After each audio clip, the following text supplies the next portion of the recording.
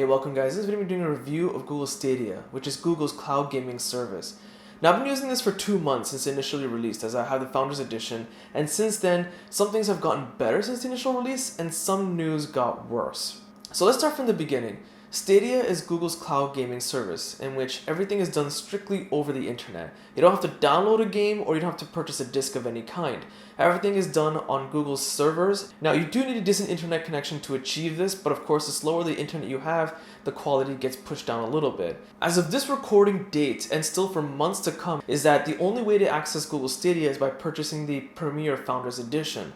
By doing that, you're spending $129 US to purchase the Google Stadia controller, a Chromecast Ultra, a 3-month premium subscription, after which then it's $11.99 a month. The premium subscription allows for access to certain free games, gaming up to 4K resolution at 60 frames a second, discounts on select games, the ability to share a buddy pass to share Stadia access with a friend, and support for 5.1 surround sound. Why is Google forcing people that purchase the Founders Edition to purchase another Chromecast Ultra in the bundle? I have no idea. It's a really bad decision on their part because I'm sure a lot of people already have a unit in their possession. Google just announced the same week as of this video recording that in the coming months the basic free subscription service will be released. What that include is games being capped at 1080p 60 frames a second, no discounts on any games, no access to free games that rotate on a monthly basis, and sound is capped as stereo. The one thing to keep in mind is that any games you purchase while on the premium version of the subscription do carry over to the free subscription service if you decide to cancel it. Also, as of this video recording, you're still limited as to where you can stream the service even if you purchase the Founders Edition. You're limited to Chromecast Ultra units, Chrome web browser on any computer, select Chrome OS tablets, and the Pixel 2, 3, 3a, 4 phones. Now Google has made plans and announcements that they will expand this to other Android devices, but no ETA just yet. So yes, thanks to this service, I can actually now stream AAA games on my MacBook Air. You can only connect to the service over Wi-Fi or a wired Ethernet connection into the Chromecast Ultra or your computer that you're streaming from. Currently, you can't use this over your mobile data plan on a cell phone. I try to get around this by tethering my cell phone to my MacBook Air. Unfortunately, on the Chrome browser on the computer, it prompted that my speed wasn't fast enough. I don't know if that's going to change when 5G is available in my area, but time will only tell. So one thing that drives me crazy, a lot of reviews and people that have used this service explaining it don't talk about data usage. And this is really important to keep in mind, because Google says that if you can reach 4K 60 frames a second gaming on Stadia, expect to average a usage of 20 gigs an hour, which is insane.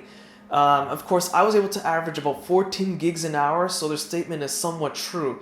Currently, the selection of games is pretty small, but Google introduces a few new titles each month. In fact, they've announced that they plan to have 100 games released in 2020. In addition to this, if you have the Stadia Pro subscriber version, you get access to 2 new free games every month, but it's also possible that each month some free games get dropped from the service. The controller is surprisingly comfortable and button placement feels perfect.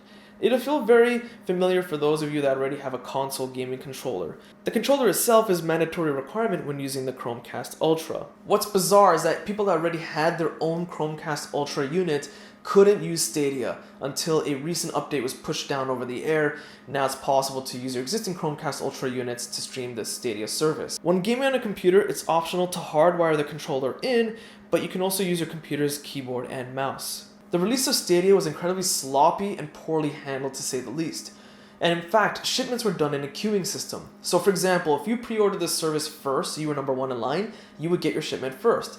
But if you were customer number 10,000 to pre-order this service, your shipment would be sent 10,000th in line, which didn't make any sense. They didn't just mass ship all the pre-order units at the same time. In addition to this, people, including myself, I was one of them, that did eventually receive the shipment didn't have an activation code in the email. I had to wait around a few days and the Stadia hardware was just collecting dust doing nothing. In fact, on release, several promised features weren't ready on time for the release itself. That buddy pass I was talking about, it basically allows you to share a pass for 3 months for a friend or family member to try the service for 3 months for free. That sharing code was not available at release. The button to actually start streaming your gameplay to YouTube still isn't working 2 months later. Google Assistant on the Stadia controller can't be activated from within the game. You have to go to the home screen of Stadia, and even then functionality of Google Assistant is rather limited. What is the weather today? In Brampton today, there will be scattered snow showers with a forecasted high of... Now, I've already listed a few limitations of Stadia. Unfortunately, I'm not done yet. In fact, it just seems to get worse and worse. So one of the things that was promised from Google was that 4K 60 frames a second gaming will be achievable, which is true, but only for certain games. A lot of people have done testing, and a lot of people have claimed on the internet that some games don't even reach that potential. That some of them actually cap at 1080p, some cap at 4K 30 frames a second. It's kind of a mixed bag. Google eventually released a statement saying that, hey, not all games will be promised at 4K 60 frames a second. It really comes down to the game developer if they feel like releasing the game at that quality or not. What's more strange is that when you're playing games on a Chrome web browser on a computer, it seems to cap at 1080p, even on my 4K monitor. Other people have noticed the same thing. So I actually experimented with this theory. Playing Rise of the Tomb Raider on Chromecast Ultra looked pretty good, but on the computer always looked far worse. Alas, with all those details about a horrible release, let's switch back to gaming. I have to admit though, the service is pretty responsive. At launch on Chromecast Ultra, it was a bit sluggish and would randomly stutter every 15 minutes for about 2 to 3 seconds, which is pretty bad, especially in a first-person shooter game like Destiny 2.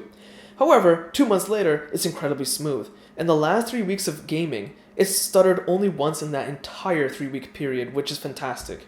It's not the most responsive if you're trying to be a real competitive gamer, but it works amazing. This could honestly be the future of gaming if Google lived up to half the promises. On Chrome browser, it's a different story. Not only are the graphics and resolution reduced, as I mentioned earlier, but it still tends to stutter for 1 to 2 seconds every 15 minutes, which is bizarre. The two biggest questions friends and family have been asking me is the service worth it and who is it for? It's for the casual gamer, the everyday person who just wants to play games casually and just lounge around. Not for people that really want to play competitively. On the Chromecast Ultra, which is a bit more better and responsive than on the Chrome browser, it does tend to have a slight latency of a few milliseconds. Nothing that will ruin your gaming by any means, but again, if you're trying to be a competitive gamer, maybe just don't use this service. The other question, is it worth it? No, don't buy it. Even 2 months later, with the Chromecast Ultra performance being vastly improved and very excellent considering it's all on the cloud, it's amazing. However, it's still not that great because a lot of the promised features haven't been released yet. At release, and even now 2 months later, with things still being improved, Google Stadia still feels in beta mode. It's not a full release product. They shouldn't have released it. I don't know why Google jumped the gun. All they did was give themselves a bad rep. They should have waited out and be patient. Some of the competing services have been out for a number of years. For example, Sony's PlayStation Now service. A lot of people don't know about it.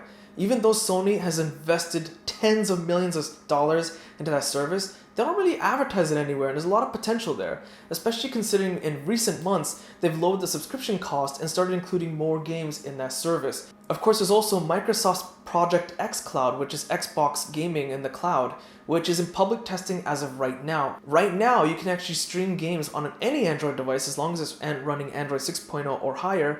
You can use it on Wi-Fi and mobile data.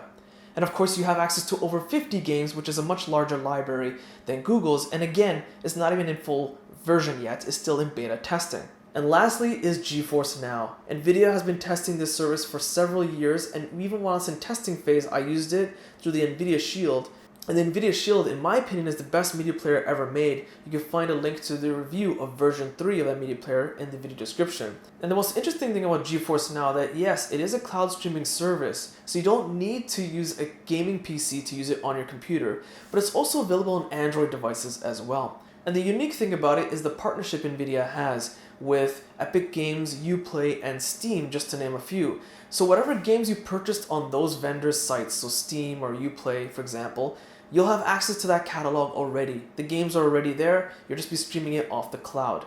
Time will tell if Stadia will get better over the next few months or not, but one thing's for sure is that Google should have got their act together with Stadia yesterday. They're really slacking behind, and the competition is just getting fiercer and fiercer. 2020 will be the year of cloud gaming for sure. So I hope you guys found this video useful. If you did, be sure to check out my social links in the video description. Hit the like button, it does help. Subscribe, and thanks for watching.